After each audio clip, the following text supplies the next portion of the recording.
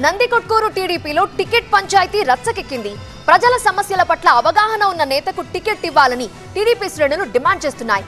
Ticket విషయంలో మరోసారి అధిష్టానం పునఃపరిశీలన చేసుకోవాలని కోరుతున్నాయి.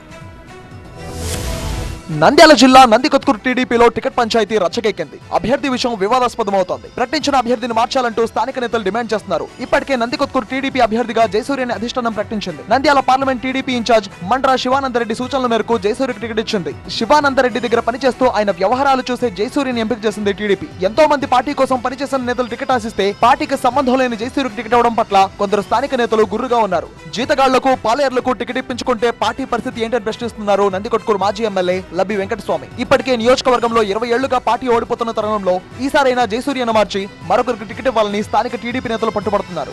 ఈ నియోజకవర్గం యొక్క సాధారణ పరిస్థితులను మెరుగుపరిచే స్థితిగతుల గురించి అవగాహన ఉన్న వాళ్ళను ఎంకరేజ్ చేయాలని, ఏది ఎస్సీవాడు నా జీతగాన్ని పెట్టుకుంటా, నా కూలీలను పెట్టుకుంటా, లేకుంటే ఇంకోని పెట్టుకుంటా, దానివల్ల బాబాసాహెబ్ అంబేద్కర్ ఇచ్చినటువంటి హక్కును అపహాస్యం చేయొద్దు అనేది నా విజ్ఞప్తి. ఆర్థిక వనరులు సహా అన్ని విధాలా సమకూర్చి జయసూర్యను గెలిపించే బాధ్యతని శివానందరెడ్డి తీసుకున్నట్లుగా ప్రచారం జరుగుతోంది.